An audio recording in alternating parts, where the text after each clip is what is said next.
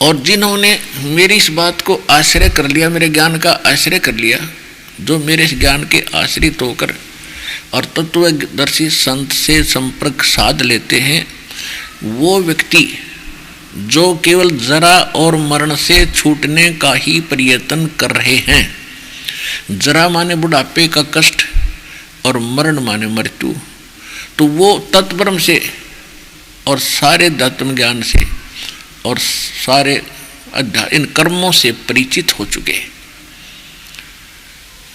जो केवल जरा और मरण, जरा माने वृद्ध अवस्था का कष्ट, बुढ़ापे का दुख और मरण माने मृत्यु, जो केवल जरा और मरण से मोक्ष पाने के लिए, छुटकारा पाने के लिए जो प्रयत्नशील हैं, वो मेरे इस ज्ञान को आश्रित कर चुके हैं और वो तत्ब्रह्म से परिचित हैं। तत्ब्रह्म और सारे अध्यात्म ज्ञान से और सारे कर्मों से वो परिचित हो चुके हैं। तो कहने का भाव ये है कि वो फिर इस संसार की किसी अन्य वस्तु की इच्छा नहीं रखते, वो केवल वृद्ध अवस्था से यानी और पुनर्जन्म से छुटकारा पाना चाहते। तो कहने का भाव ये है कि इस जीव के लिए वृद्ध अवस्था सबसे बड़ा दुख है, सबसे बड़ा कहर है इसके लिए। और फिर मृत्यु उससे भी बूंदी, उससे भी बुरी।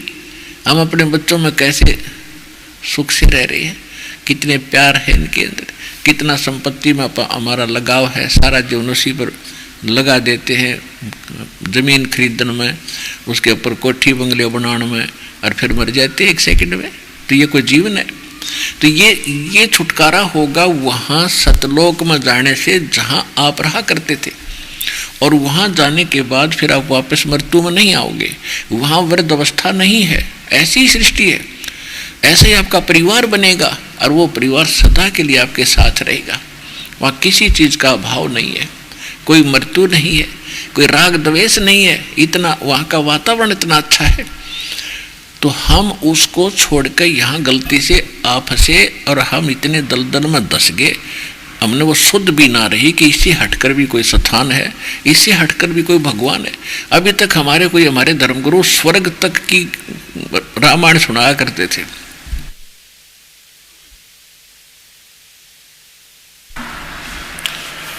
अभी तक ये हमारे को स्वर्ग तक की ही कथा सुनाया करते थे, और मृत्यु फिर भी डेफिनेट है, अपने कर्म भोग कर फिर आना ही पड़ता है। तो ये जो पढ़ाई इनकम्प्लीट थी, ये धात्म मार्ग इनकम्प्लीट था, अधूरा था। अब संपूर्ण spiritual knowledge, complete spiritual knowledge परमात्मा का दिया हुआ इस दास के पास उपलब्ध है, विश्व में किसी के पास नहीं है। ये आज समझ में आ जाए आपके, चाहे 10 दिन के बाद आ जाना, ये विश्व में ज्ञान किसी के पास नहीं है, और ना भक्ति है और ना ये मंत्र है।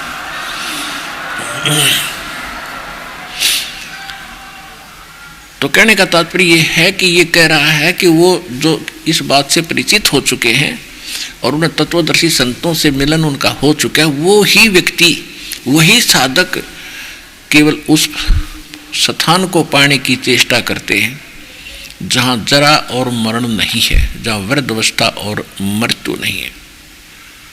8वें अध्याय के प्रथम मंत्र में अर्जुन ने पूछा कि किम तत्परम, वो तत्परम क्या है जिसके विषय में आप कह रहे हो कि जो व्यक्ति केवल जरा और मरण से छूटने का प्रयत्न करते हैं, तो ऐसा वो तत्परम कौन है, ऐसा वो तत्परम क्या है, अध्यात्म क्या है। तो 8वें अध्याय के 3 श्लोक में गीता जी में गीता ज्ञानदाता कहता है कि वो परम अक्षर ब्रह्म है, यानी गीता ज्ञानदाता से अन्य है। और गीता अध्याय नंबर 15 के श्लोक नंबर 1 से 4 में और 16 और 17 में एक निष्कर्ष दिया है, तत्वदर्शी संत की पहचान भी बताई है कि ये उल्टा लटका हुआ संसार रूपी वृक्ष जानो। जैसे जड़ वृक्ष तो वैसे नीचे से ऊपर होता है, जमीन में जड़ होती है, ऊपर तना होता है, डार होती है, शाखा होती है, पत्ते होते हैं। तो इसको ये समझ लो कि ये उल्टा लटका हुआ है, ऊपर को जड़ है, वो तो पूर्ण परमात्मा है, क्योंकि जड़ ही पूरे वृक्ष को आहार देती है, पालन करती है। तो वो परमात्मा जो पालन करता है वो तो सतलोक और सचखंड ऊपर रहता है, और नीचे किसके तना, ये तो अक्षर पुरुष है। गीता ज्ञानदाता नहीं बता, गीता ज्ञानदाता ने तो इतना कहा है कि ऊपर को जड़ और नीचे को तीनों गुण रूपी शाखा वाला ये उल्टा लटका हुआ संसार रूपी पीपल का वृक्ष जानो। और जो संत इसके सारे विभाग जानता है, स वेदविद, वो तत्वदर्शी संत है, वो वेद के तात्पर्य को जानता है, उससे बात कर।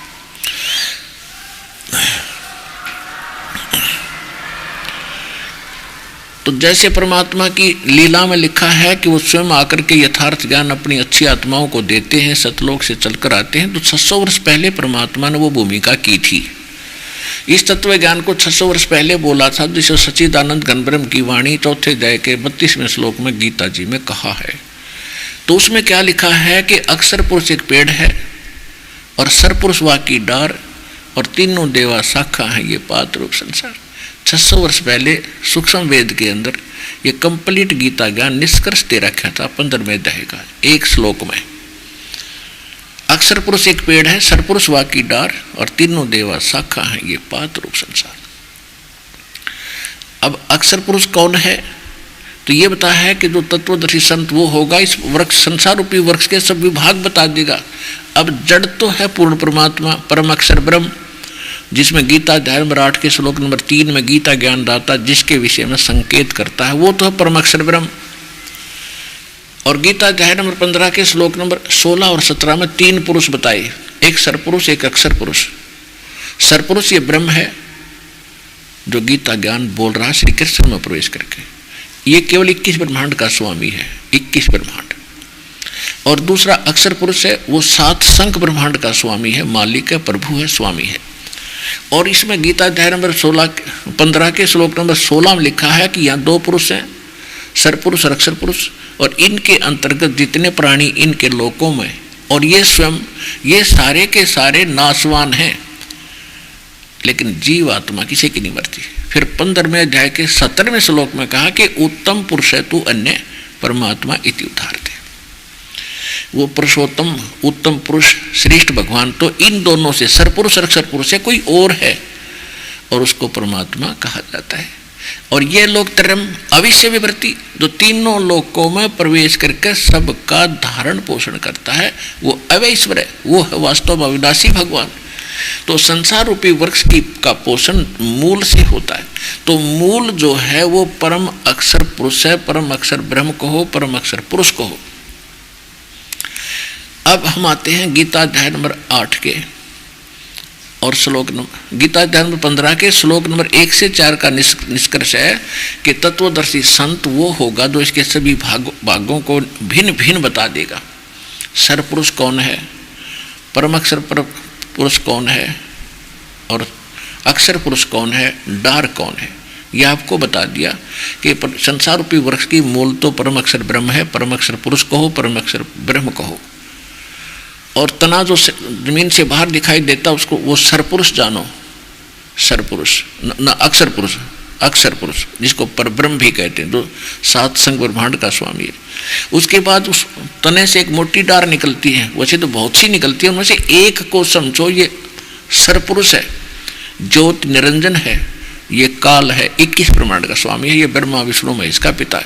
तो इसके डार के आगे फिर 3 शाखा हैं, रजगुण ब्रह्मा, सतगुण विष्णु, तमगुण शिव जी, और आगे पात रूप संसार है। इनके इस उस डार पर लगी हुई शाखाएं 3 और उनके आगे जितने पत्ते हैं तो उनके वो हम हैं, पात रूप संसार। ये तो परमात्मा ने बताया और दास ने आपका रूबरू कर दिया। तो ये कंप्लीट जो ज्ञान इनका बताता है वो तत्वदर्शी संत है। तो इस विश्व में आज तक आपने भी खूब अध्यात्म मार्ग की खोज की है, संतों से भी मिले हो, सदग्रंथ भी आपने बहुत पढ़े हैं, आज तक आपको ये ज्ञान बतानिया नहीं मिला होगा। तो इससे भी सिद्ध हो जाना चाहिए आपके हृदय में कि इस विश्व में दूसरा वर्तमान में कोई संत नहीं है।